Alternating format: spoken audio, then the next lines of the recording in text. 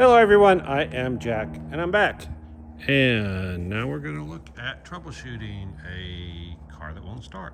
This one is a Bradley GT. Those of you that aren't familiar with them, they were a kit car from I guess the 50s, 60s, I'm not even sure when. But you took a Volkswagen, removed the body, and then you put a fiberglass body on top of it. So it means it's just got a Volkswagen engine. Volkswagen engines are about as simple as you can possibly get. So I already charged the battery. It was flat.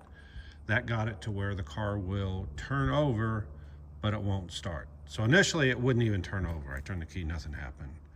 So I thought probably it was a starter solenoid because the horn honked.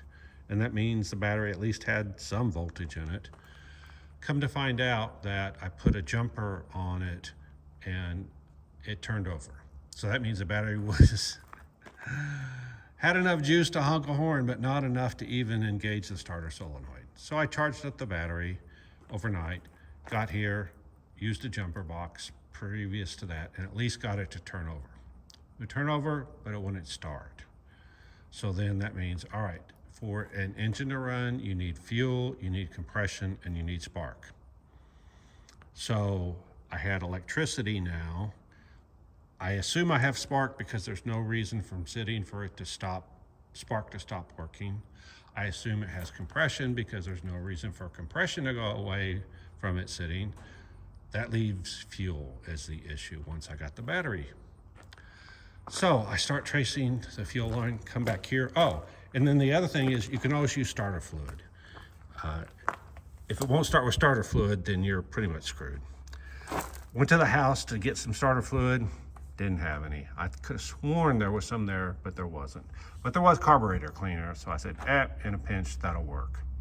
So I come here and see, oh, I've got to get it into the carburetor.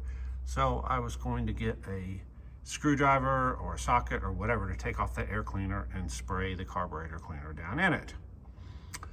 Don't have a screwdriver, and the socket is a pain in the rear to use. So while I was here, I looked and saw that it has one of the ancient fuel filters. Sometimes these get clogged up because they get old. So I disconnected one end and did what any mechanic would do. I sucked on the end of the tube. There wasn't any fuel in it, so I thought I would be completely harmless.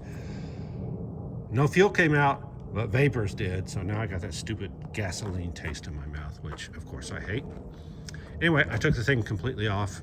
It blew through it, and I could easily blow through it both ways, so this is not the issue.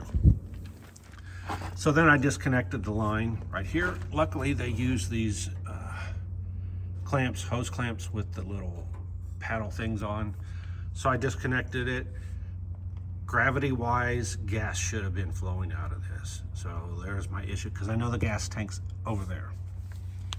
So I come over here and I look, and I know I put gas in it. I look in it, it's got gas. I stick my hand, and so then I decide, well, let me disconnect the fuel line. So I disconnect the fuel line, and you can see no fuel's coming out. Not a good sign. Then I decide, hey, why don't I put the gas cap back on and blow through this, and hopefully if it's just bad gas or whatever, it'll come through. Didn't do anything. I blew on it, held it, and when I let go, it would release back in. Opened up the lid, stuck my hand down in there. This has foam in the bottom to keep the fuel from sloshing. Felt the foam feels good. It's not like it's completely deteriorated. Tried to reach my hand to where the outlet is, and unfortunately, my hand barely went in. It did not want to come out. I did get it out, but it was not easy. I cut myself a little bit, no big deal. So then I said, all right, what's the next thing? So I look and trace the line and see, well, there's the fitting right there, but what is that? There is a shutoff valve. Now, I didn't know there was a shutoff valve.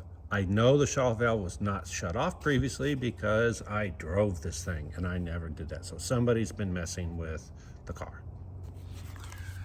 All right, with that out of the way, next thing. Let's just see what happens when I open the valve.